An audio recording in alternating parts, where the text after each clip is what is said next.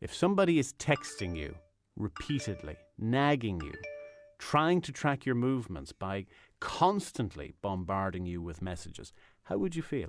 Or through social media, or technology in its many guises, if that's being used to pursue you and to keep tabs on you, could you cope with that? Does it ring a bell with you now? Because according to Women's Aid, which is today launching details of its national helpline call register, technology is becoming a growing problem. And let's see if some local organisations are finding the same thing, that technology is becoming a weapon or a tool for abusers.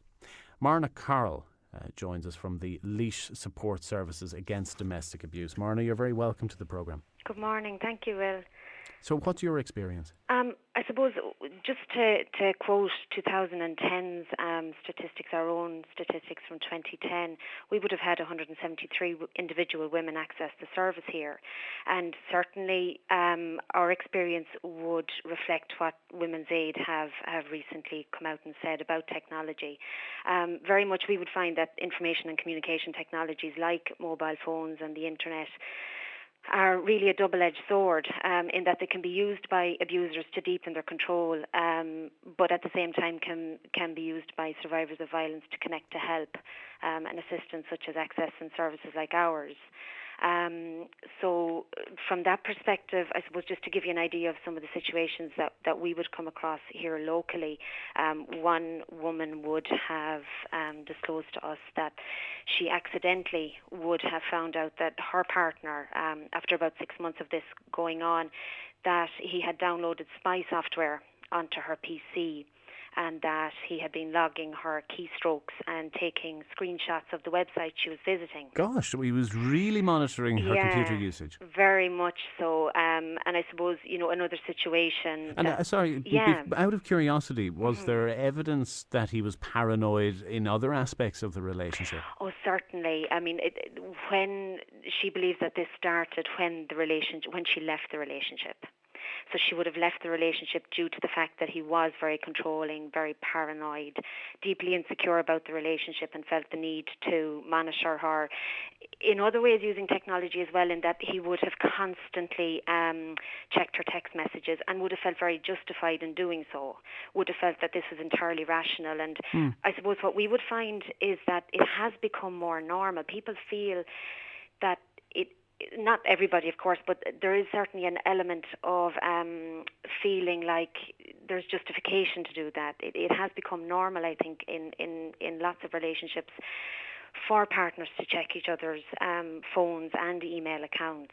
And would it generally be done covertly, or do partners make their spouse or their girlfriend or boyfriend aware that they're doing it? Well, I guess in our situation, because we're dealing with domestic abuse, domestic violence every day, we would find that it's covertly done in the relationships of the people that are accessing our service.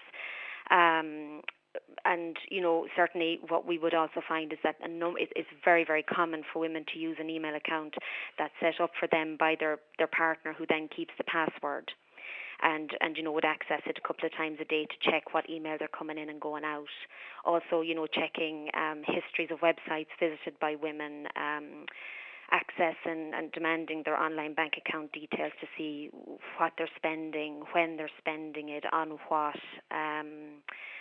Also demanding passwords for, Facebook, and, setting up their email as the second email account on the Facebook account, so that they can, go in and make changes to the controls and to the privacy features of those social media accounts. So it's very, very common, very common. I suppose the one thing that we would say that will be slightly different to what Women's Aid have reported is that locally, we would find that technology is used as a tool to abuse and control right across relationships of all maturities, relationships of all types, from dating to, relationships that are very established and many years old.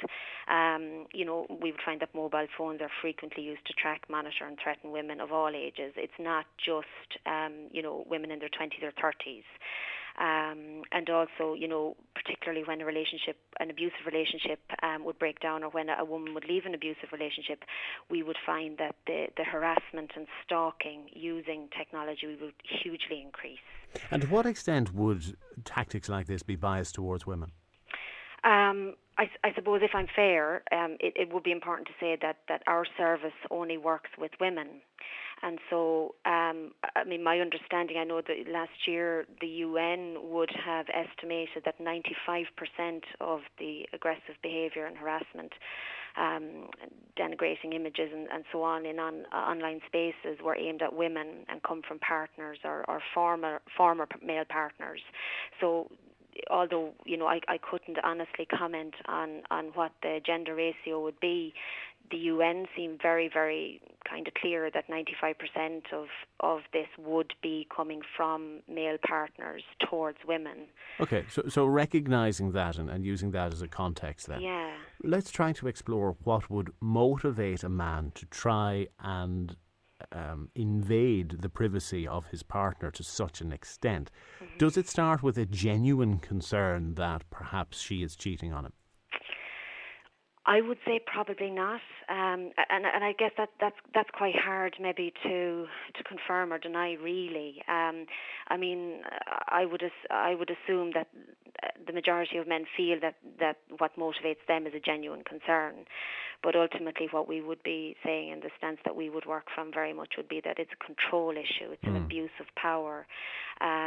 Just to give you an idea of another situation that might illustrate this a little better is a young woman who we would have disclosed to us quite recently that her partner would have forced her to make an intimate video, and essentially since that day has used his ownership of this video to trap her in the relationship. She very much wants to leave, but feels incredibly isolated and vulnerable, and is in no doubt that if she does,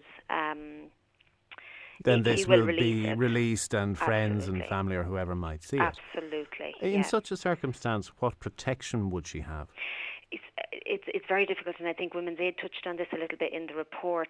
Certainly, if a woman is living with her partner for a significant period of time, usually over 6 months of the last 12, she can apply for domestic violence orders where she may be able to ask the court to impose certain conditions on the order, telling this man that he cannot do this or that he must destroy it or whatever the case may be.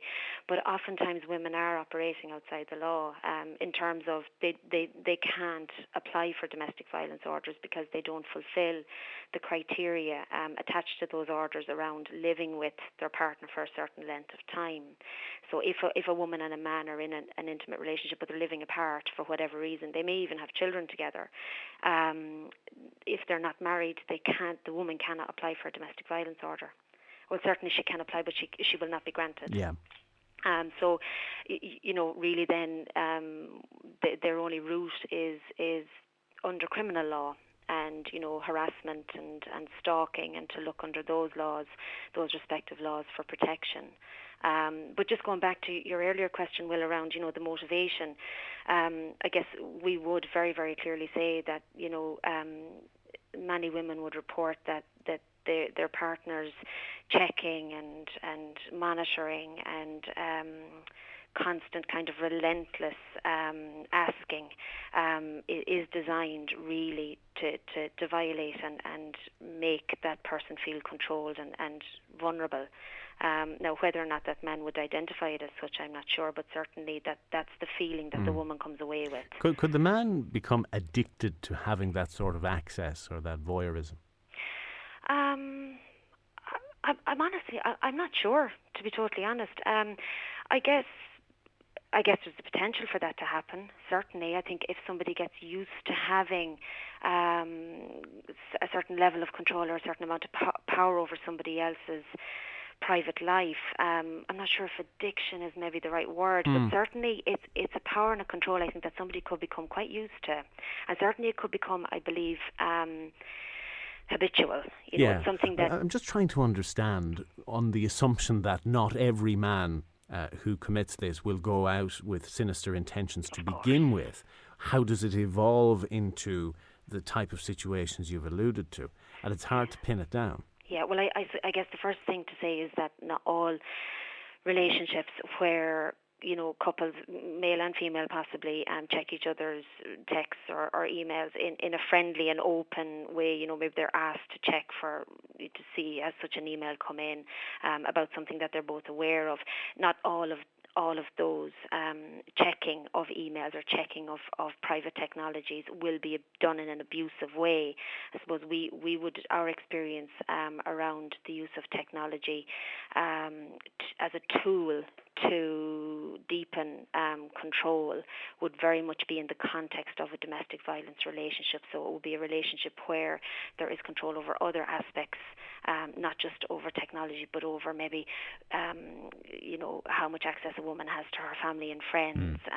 So it's a symptom of a bigger problem in those Absolutely. situations. Absolutely. And then the question becomes, how does a person escape from that? In many instances with great difficulty.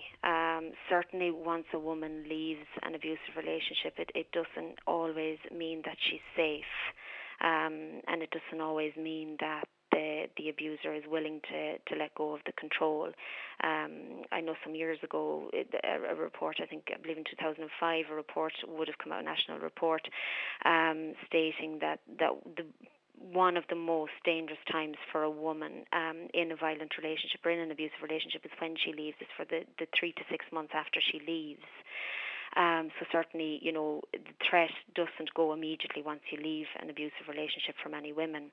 In terms of actually leaving the relationship, certainly organisations like our own would be a good port to call in terms of the provision of information around domestic violence orders and legal protections, around being able to access places like legal aid, the court service, the Gardaí even, possibly community welfare officers, because a number of women will disclose that one of the reasons that they stay is because they don't have the financial independence to be able to leave the home and set up elsewhere. So certainly organisations such as our own, and there's one in every county, there's a domestic violence service in every county in Ireland. So, your local domestic violence support service would be a very good place to start. Okay, well, if we can conclude that avoiding getting into such a relationship in the first place is the most desirable option. Absolutely. Given the role of technology and the covert nature of some of these methods you've described, how can a woman, or a man for that matter, recognise the early warning signs that they're going to be put under intense scrutiny by their partner? Sure.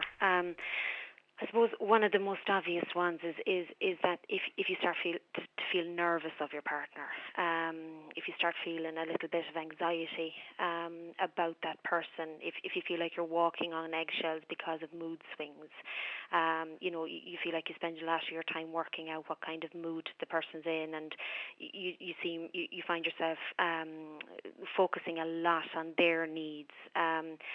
Also, if he or she loses their temper quite easily, and over seemingly minor things that you wouldn't feel are important enough to lose your temper so easily.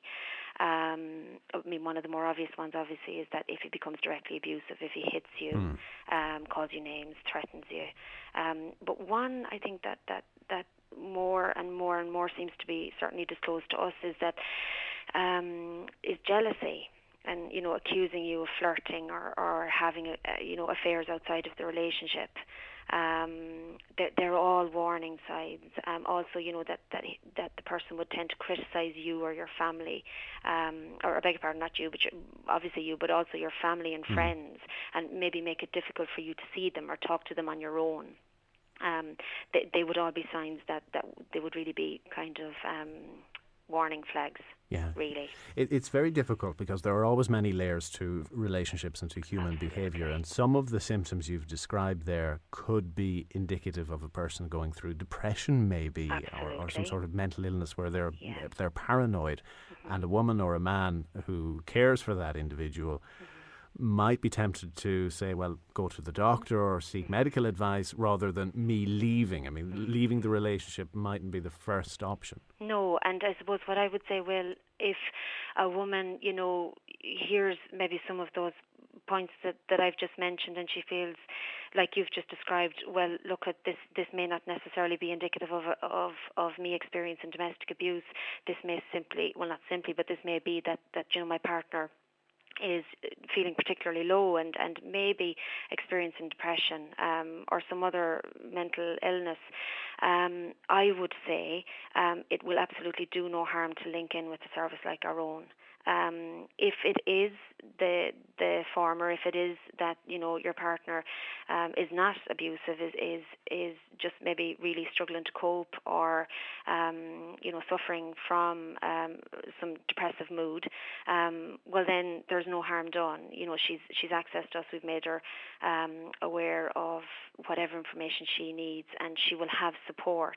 If it's a self-referral in error, if she accesses us in error and there is no reason to be concerned about her safety, we will refer her on to the appropriate service that can help her to work with her partner in a supportive way, to have a healthy relationship again. So certainly I would acknowledge that in all instances these aren't necessarily confirmation of an abusive relationship being present, but I would always suggest coming forward, talking to somebody anyway, just to check. Absolutely. And sometimes, just one or two sessions with ourselves can identify, whether or not there is a risk, and can help to kind of rule out, I suppose, for people the worry that this may develop into something more serious and that this could potentially end up being abusive. Marna, as you said earlier, there are support services all over the country. In Laois, if somebody wants to approach Laois support services against domestic abuse, how can they do it? They can very simply give us a call. Our number is 05786 71100. Going back to technology, they're welcome to email us if they wish, and our email address is support@lssada.ie. And people are welcome to self-referral. You don't need to be referred by anybody else. You can pick up the phone and call the service yourself, or if you wish to get a friend or a family member to do that for you, that's absolutely fine. Marna Carroll, thanks for being generous with your time this morning. Thank you very much. Thank you. Thanks.